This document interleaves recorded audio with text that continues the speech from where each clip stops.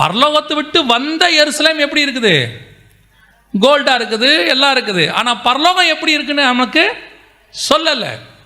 இன்னைக்கு நிறைய பேர் இந்த ரெண்டுத்துக்கும் உள்ள டிஃபரன்ஸ் புரியாம பரலோகம் அப்படி இருக்கு, பரலோகம் இப்படி இருக்கு, பரலோகம். அதை விட பெரிய கொடுமை என்னன்னா, பரலோகத்தில் கத்தர் ஃபிளாட்ஸ் கட்டி இருக்கிறாருங்கிறான். பரலோகத்தில் எதுக்கு வீடு? பரலோகத்தில் இரவும் இல்லை, பகலும் இல்லை. கரெக்ட் தானே? அங்கே ஆணும் இல்லை, பெண்ணும் இல்லை, கொள்வனையும் இல்லை, கொடுப்பனையும் இல்லை. அப்புறம் எதுக்கு வீடு? உங்களுடைய பூமிக்குரிய சிந்தனையை அப்படியே எதுக்கு நேரா திருப்பிட்டாங்க? பரலோகத்துக்கு நேரா. அப்போ கர்த்தர் எதை சொல்றாரு? வாசஸ்தலம்னா என்ன அப்படின்னு கேட்டா வசனம் தெளிவா சொல்லுது. அழிவுள்ளதான இது அழியாமையும், சாவுக்கேதுவான இது சாவாமையும் தரித்து கொள்ளும். இதை நீங்கள் கல்றைக்கு ஏதோ போய் ஒரு வசனமாக வாசிச்சுட்டு வந்துட்டீங்க. அதோடைய அர்த்தம் என்னன்னா, கர்த்தர் இந்த பூமியில் மனுஷனை உண்டாக்கும் போது அவனுடைய ஆத்மா, அவருடைய ஜீவ ஆத்மா அவனுக்கு கொடுக்க போறாரு. இந்த ஆத்மாவுக்கு இந்த பூமியில் டெம்பரவரியாக ஒரு வீடு உண்டாக்குனாரு. அந்த வீட்டுக்கு பேர் தான் மண்ணால் செய்யப்பட்ட இந்த சரீரம். ஆண்டவர் ஆதாமுக்கு வீடு கட்டி கொடுக்கல. இவ்வளோ செஞ்சு கொடுத்த ஆண்டவர் ஆதாமுக்கு என்ன பண்ணி கொடுத்துருக்கணும்? ஒரே ஒரு வீடு, டபுள் ரூமை போட்டு கொடுத்துருந்தாருன்னா, அட்டாச்சு பாத்ரூமோட, ஒரு பிரச்சனையும் இல்லை, வாட்டர் ப்ராப்ளம் இல்லை, 4 ஆறு ஓடிக்கிட்டு இருந்துச்சு, போர் போட வேண்டிய அவசியம் இல்லை. ஒரே ஒரு வீடு 2 பெட்ரூமோட கட்டி கொடுத்தாருன்னா பிரச்சனை ஓவர். எல்லாத்தையும் ரெடி பண்ண ஆண்டவர் அதெல்லாம் ரெடி பண்ணல பாருங்க. அவனுடைய ஆத்மாவுக்கு சரீரத்தை உண்டு பண்ணி கொடுத்தா, அதுதான் அவன் வாழ்ற வீடு, அவன் ஆத்மா. இப்போ இது எம்டி ஜெகனா, ஆத்மா எம்டி ஜெகனா?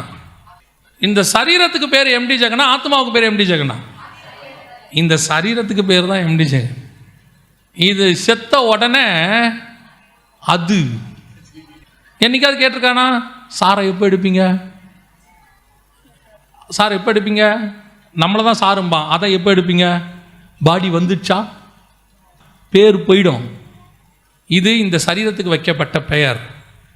இந்த ஆத்மாவுக்கு கர்த்தர் வேறொரு வீடு வச்சிருக்கிறாரு. நீ இந்த டெம்பரவரியாக வாழ்கிறதுக்கு தான் இந்த மண்ணால் செய்யப்பட்ட வீடு. அழிவுள்ளதான இது அப்படியே அலங்கம் இடிந்து விழுந்து மறுரூபமாகி, அழிவுள்ளதான இது அழியாமையை தரித்து கொள்ளும். வேறொரு வாசஸ்தலம், இன்னொரு சரீரத்தை கர்த்தர் நமக்கு ரெடி பண்ணிக்கிட்டு இருக்கிறாரு. ஒரு நாளில் ரெடி பண்ணி கொடுத்த சரீரம் தான் பூமியில் இருக்கிறது. 2000 வருஷமா ரெடி பண்ற சரீரம் தான் பரலோகத்தில் இருக்கிறது. அந்த சரீரத்தை நோக்கித்தான் நீ நானும் பிரயாணப்பட போறோம். இது நேரா போய் அந்த அலங்கம், இது இடிந்து விழும் இந்த அலங்கம், இதோட நாம மர்ரூம் ஆயிடுவோம். அதுக்கப்புறம் இந்த சரீரத்துக்கு என்ன இருக்காது? அடையாளம் இருக்காது. இது ரத்த மாம்சம் பரலோகத்தை சுதந்திரிக்காது. அப்ப அது உள்ள போகாது, இது அப்படியே மாறிடும், இதோட இது முடிஞ்சிடும். அதனாலதான் யோவான் எழுதும்போது என்ன சொல்றார்? 1 யோவான் 3ஆம் அதிகாரம் 2வது வசனத்தை வாசிங்க பார்ப்போம். பிரியமானவர்களே, இப்பொழுது தேவனுடைய பிள்ளைகளாய் இருக்கிறோம், இனி எவ்விதமாய் இருப்போம் என்று வெளியரங்கமாகவில்லை. ஆகிலும் அவர் வெளிப்படும் போது அவர் இருக்கிற வண்ணமாக நாம் அவரை தரிசிப்பதினால் அவருக்கு ஒப்பாக இருப்போம். இயேசு கிறிஸ்து இந்த பூமியில் வரும்போது அவருக்கு ஒரு சரீரம் கொடுக்கப்பட்டது. அவருடைய ஆத்மாவானது சரீரத்துக்குள் இருந்தது. ஒரு நாள் வந்தது, இந்த சரீரத்தை, அலங்கத்தை இடித்து விட்டு அவர் அழிவில்லாத தன்னுடைய சரீரத்துக்குள் போய்விட்டார். ஆவியாக மாறிட்டார். கர்த்தர் எப்படி இருக்கிறாரு? ஆவியாய் இருக்கிறார். அதே போல ஒரு சரீரத்தை அவருக்கு ஒப்பாக இருப்போம்.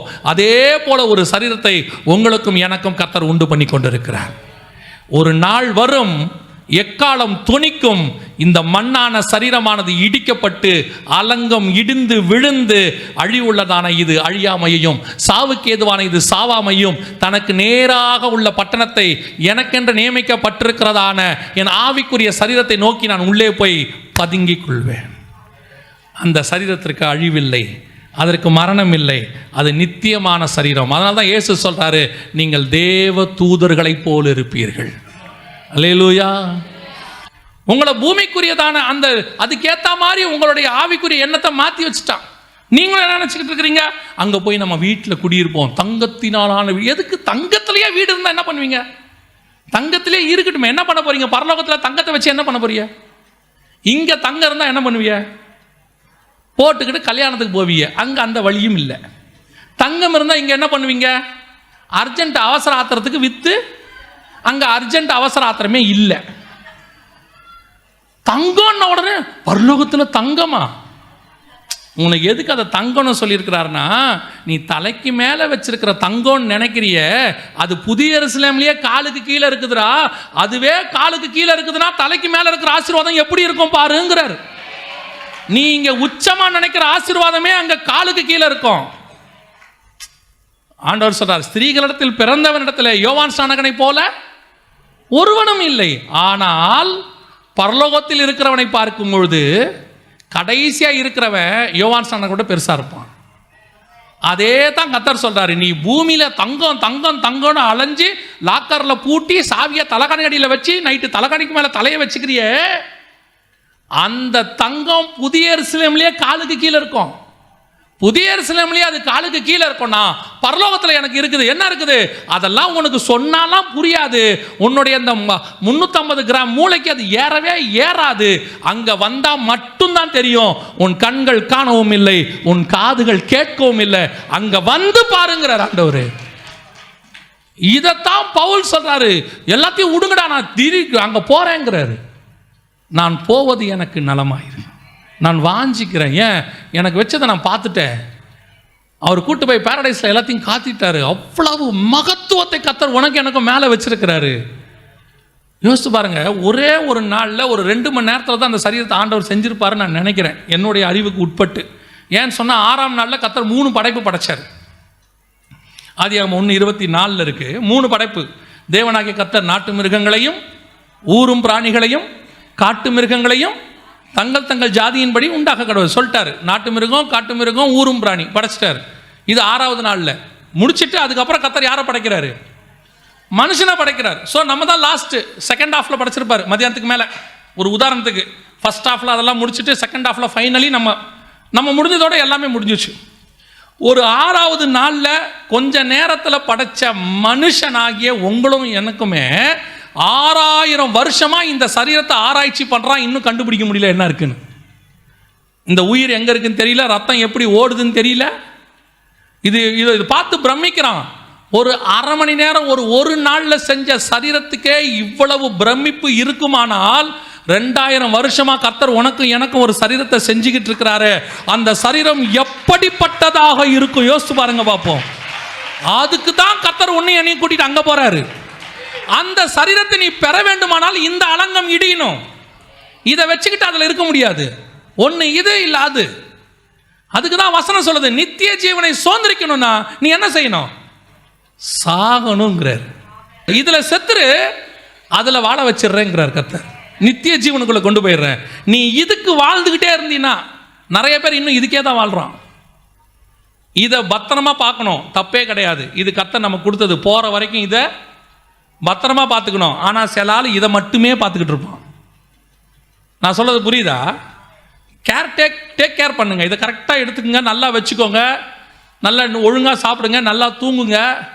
ஆனால் ஒரு சிலர் இதுக்கே தன் வாழ்நாள் மொத்தத்தையும் செலவு பண்ணுவான். அப்படியே முடி உதிர்ந்துராமல் இருக்கிறதுக்கு அதுக்கு ஒரு ஷாம்பு, இதுக்கு ஒரு ஷாம்பு, நெத்திக்கு ஒன்று, கண்ணுக்கு ஒன்று, மூக்குக்கு ஒன்று, வாய்க்கு ஒன்று, பல்லுக்கு ஒன்று, கழுத்துக்கு ஒன்று, எல்லாம் போட்டு ஆடு. என்ன பண்ணாலும் கொரோனா வந்தோன்னா கதை முடிஞ்சு, டோட்டல் ஓவர். அதுதான் சொல்ல வரேன். இதை பத்திரமா பார்த்துக்கோங்க. ஆனால் இதுக்கு பின்னாடியே ஓடாதீங்க. ஆராதனை முக்கியமா, அலங்காரம் முக்கியமா? ஆமாம், ஆராதனைக்கு அலங்காரத்தோடு வாங்க, ஒழுங்காக ட்ரெஸ் பண்ணிட்டு வாங்க. அதை நாங்கள் குற்றமாக சொல்ல, ஒழுங்காக பண்ணுங்க, வேணாம்னு சொல்லலை. சிலர் இதுக்கு கேர் எடுத்து, நீங்கள் எவ்வளவு கேர் எடுத்தாலும் ஒரு நாள் இது இடிந்து விழும். எல்லாமே ஒழுங்காக வைக்கணும், இதில் எந்த மாற்று கருத்தும் இல்லை. இந்த சரீரத்தை நல்லா பார்த்துக்கோங்க. ஆனால் என்ன பார்த்தாலும் இந்த சரீரம் ஒரு நாள் முடியும். எப்போ வேணாலும் முடியும். உங்களுக்கும் எனக்கும் அழிவில்லாத ஒரு சரீரம் இருக்கிறது. அதை நோக்கித்தான் பிரயாணப்படணும். உன் எண்ணமும் என் எண்ணமும் அதை நோக்கி மட்டும்தான் இருக்கணும். கர்த்தர் எனக்கு ஒரு வாசஸ்தலத்தை உண்டு பண்ணி கொண்டிருக்கிறார். இந்த மண்ணுக்குள்ளே வாசம் பண்ணுகிற நான் அழிவில்லாத நித்தியமான ஒரு சரீரத்துக்குள் வாசம் பண்ண போகிறேன். கர்த்தர் அதை எப்படி உருவாக்கி இருக்கிறார்னா, அவருடைய இமேஜில் உருவாக்கிட்டு இருக்கிறாராமா. ரோமர் 8:29 சொல்லுது, குமாரனின் சாயலுக்கு ஒப்பாக அப்படியே இயேசு மாதிரியே செஞ்சுக்கிட்டு இருக்கிறாரு, இயேசு மாதிரியே செஞ்சுட்டு இருக்கிறாரு. இப்போ நீ இருக்கிற சரீரம் உங்கள் அப்பா மாதிரி, இது இல்லை உங்கள் அம்மா மாதிரி, இல்லை உங்கள் தாத்தா மாதிரி, பாட்டி மாதிரி, யாரோ ஒருத்தர் மாதிரி தான் இருக்கும் அந்த சரீரம். இப்போ sir image of the man, human. ஆனால் இமேஜ் ஆஃப் த காட் ஒன்று இருக்கு. அந்த இமேஜுக்கு நீங்கள் நானும் போகிறோம். அப்போ என்னுடைய விருப்பம், ஆசை எல்லாம் எதை நோக்கி இருக்கணும்? அந்த சரீரத்தை நோக்கி இருக்கணும். ஒரு எக்காலம் தொனிக்கும் அந்த நிமிஷத்தில் இந்த அலங்கம் இடிந்து விழும். அதற்கு பிறகு பரலோகத்தில் என் இயேசுவை போலவே ஒரு மகிமையான சரீரத்தை என் இயேசு உண்டு பண்ணியிருக்கிறார். இயேசு ஏன் பூமிக்கு வந்துட்டு போனார் தெரியுமா? மாம்சத்தில் வந்து ஆவியிலே உயிர்ப்பிக்கப்பட்டு அவருடைய இமேஜ் மாதிரி ஒன்று உருவாக்கத்துக்கு தான் போயிருக்கிறார். அதான் அவர் சொல்கிறார், நான் உங்களுக்கு ஒரு வாசஸ்தலத்தை ஆயத்தம் பண்ண போகிறேன். என்ன வாசஸ்தலம்? பரலோகத்தில் மழையும் இல்லை, வெயிலும் இல்லை, இரவும் இல்லை, பகலும் இல்லை, அங்கே பசியும் இல்லை, எதுவுமே கிடையாது. தூதர்கள் எப்படி இருக்கிறாங்களோ அப்படி இருக்க போகிறோம். அந்த தூதனுடைய சரீரம் 2 ரெக்கை 6 சட்டைகளோடு கூட இருக்கும். அது கூட கிடையாது. அதிலும் மேன்மையான குமாரனின் சரீரத்துக்கு ஒப்பாக. அப்படின்னா எப்படி இருக்கும் பாருங்க. அதைத்தான் சொல்றாரு, அதை நீ இங்கே பார்க்கவே முடியாது. தயவு செய்து சொல்கிறேன், உங்களுக்கு எனக்கு வீடு, அப்பார்ட்மெண்ட்டு, ஏசி போட்ட ரூமு, போர்டு போட்ட வீடெல்லாம் கிடையாது. இந்த பூமி வந்து அழியிறது. இந்த அழிகிற எதுவும் அதில் இருக்காது. உங்கள் கற்பனையில் நீங்கள் பார்த்த எதுவுமே இருக்காது. எல்லாமே இதை காட்டிலும் மேன்மையான உச்சிதமான ஆசீர்வாதத்தை கர்த்தர் வச்சிருக்கிறார். அங்கே போகும்போது நீங்கள் பார்த்துட்டு ஒன்றுமே சொல்ல மாட்டீங்க, கண்ணீர் விட்டு அழுவீங்க. ஆண்டவரே, இந்த மேன்மைக்காக தான் என்னை இவ்வளோ தூரம் கூட்டிகிட்டு வந்தீங்களா? இந்த மேன்மையை நான் தெரிஞ்சிக்காமல் பூமியில் இருந்துட்டேனே ஆண்டவரே. தெரிஞ்சிருந்தால் இன்னும் சந்தோஷப்பட்டிருப்பேனே, இன்னும் ஆயத்தப்பட்டிருப்பேனே. அதனால தான் பவுல் சொல்கிறாரு, எனக்கு ஒன்று நியமிக்கப்பட்டிருக்கிறத நான் பார்த்துட்டேன், அதை நான் வாஞ்சையாய் தொடருகிறேன். நான் உங்களுக்கு சொல்கிறேன், பரலோகத்தை போய் ஒருத்தன் பார்த்துட்டேன்னு சொன்னானா அவனுக்கு பூமியில் இருக்கிற எது மேலேயும் ஆசை வராது. பரலோகத்தை பார்த்தவனால் பூமியில் இருக்கிற எது மேலேயும் ஆசைப்படவே முடியாது. எல்லாமே வெறுப்பாக இருக்கும். உங்களுக்கு தெரியுமா, கர்த்தர் ஊழியத்துக்கு அழைச்சிட்டாருன்னா அது வரைக்கும் நீங்கள் பார்க்குற வேலை உங்களுக்கு வெறுப்பாக மாறிடும். நீங்கள் இன்ட்ரெஸ்டாக பார்க்குற வேலை எப்படி இருக்கும்? வெறுப்பாக மாறிடும். அந்த ஃபுல் டைம் மினிஸ்ட்ரிக்கு வர சொல்லிட்டாருன்னா அதே மாதிரி தான் கர்த்தர் உனக்கு நியமித்து வச்சதை உன் கண்கள் பார்த்துருச்சுன்னா பூமி வெறுக்க தொடங்கும். பூமி வந்து போர் அடிக்கும். போதும் ஆண்டவரை எப்போ கூப்பிடுவீங்க? அந்த எக்காலம் தொனிச்ச நிமிஷத்தில் இந்த அலங்கம் இடிந்து விழுந்து நான் ஒரு அலங்கத்தை சுதந்திரிக்க போகிறேன். அல்லேலூயா. இதுக்கு தான் எக்கால சத்தத்தை ஊதுறாங்க. இந்த வருகையில் 3 சத்தம் ஊதுறதுக்கு காரணம் என்னென்னா, 3 சவுண்டு. முதலாவது கர்த்தருடைய ஆரவார சத்தம் வரும்போது கிறிஸ்துவுக்குள் மரித்தவர்கள் அப்படி எழுந்திருப்பாங்க. ஏன்னா அந்த சவுண்டுக்கு தான் ஜீவன் இருக்கிறது. உரத்த சத்தமாய் கூப்பிடுவார். அப்படி அவர்கள் எழுந்திருப்பார்கள். அதோடு கூட கர்த்தர் தன்னுடைய சந்தோஷத்தை வெளிப்படுத்துகிறார். என்னால் மீட்கப்பட்டவர்கள் மேலே வருகிறார்கள். அப்படி வரும்போது 2வது பிரதான தூதனுடைய சவுண்டு. காரணம், அவர்கள் மத்திய ஆகாயத்தை தாண்டி வரும்போது அந்த வானமண்டலத்தின் பொல்லாத சேனைகளை விலக்கிவிட்டு நமக்கு ஒரு பாதையை ஆயத்தம் பண்ணுவார்கள். கடைசியாக எக்கால சத்தம் கேட்கும்போது நம்முடைய மாம்ச சரீரம் இடிந்து விழுந்து நமக்கென்று இருக்கிற ஆவிக்குரிய சரீரத்தை நம்முடைய ஆத்மாவானது சுதந்திரிக்கும்படி பரலோகத்துக்குள்ளே பிரவேசிக்க போகிறது. அல்லேலூயா. இதுதான் இந்த ஒரு நிமிஷத்தில் நடக்க போகுது. அதனால தான் இந்த நிமிஷம் உன் வாழ்க்கையில், என் வாழ்க்கையில் முக்கியமான நிமிஷம். இந்த நிமிஷத்தை விட்டுட்டா இவ்வளவு சம்பவமும் இருக்காது. அதுக்கு பிறகு 7 ஆண்டு கால உபத்திரவ காலம்தான். அதற்கு பிறகு பாடுகள் தான், மகா உபத்திரவம் தான். அதுக்கு தான் கர்த்தர் 2000 வருஷமாக பொறுமையாக காத்துக்கிட்டு இருக்கிறார், இந்த ஒரு நிமிஷத்துக்காக. இப்போ யோசிச்சு பாருங்கள், இந்த ஆசீர்வாதமான நிமிஷத்தை நம்ம சுதந்திரிப்போமா? பைபிள் கூட அப்படி தான் சொல்லுது. மனுஷகுமாரன் வந்து அழைத்து கொண்டு போனார், கதவு அடைக்கப்பட்டது. ஒரே செகண்ட் தான், ஒரு நிமிஷம் தான், கதவை அடைச்சிருவாங்க. அதுக்கு பிறகு நமக்கும் ஆண்டவருக்கும் டிஸ்டன்ஸ் எவ்வளோ தெரியுமா? ஒரே ஒரு டோர் ஸ்டெப், ஒரே ஒரு கதவு. கதவுக்கு அந்த பக்கம் அவர் இருப்பார், கதவுக்கு இந்த பக்கம் நம்ம இருப்போம். அந்த கதவுடைய அளவு எவ்வளோ இருக்கும்? ஒரு 3 இன்ச் இருக்குமா, 4 இன்ச் இருக்குமா? கதவுடைய அளவு அவ்வளோதான் இருக்கும். ஆனால் சூழ்நிலையே வேறு. கதவுக்கு அந்த பக்கம் இருந்தால் பரலோகம், கதவுக்கு இந்த பக்கம் இருந்தால் உபத்திரவம். உன்னுடைய உபத்திரவத்தையும் நித்திய சந்தோஷத்தையும் நிர்ணயம் பண்ண போகிற டிஸ்டன்ஸு ஒரு 3 இன்ச் தான். நீ காத்திருப்பாயானால் இந்த மகிமையான தருணத்துக்குள் நாம் பிரவேசிப்போம். நீங்கள் கொஞ்சம் தூங்கிட்டீங்க, கொஞ்சம் கர்த்தர் எழுப்பும் போது எக்கால சத்தம் கேட்காம போச்சு, ஆரவார சத்தம் கேட்கலன்னா அதற்கு பிறகு கர்த்தாவே கர்த்தாவேனால என்ன செய்யாது?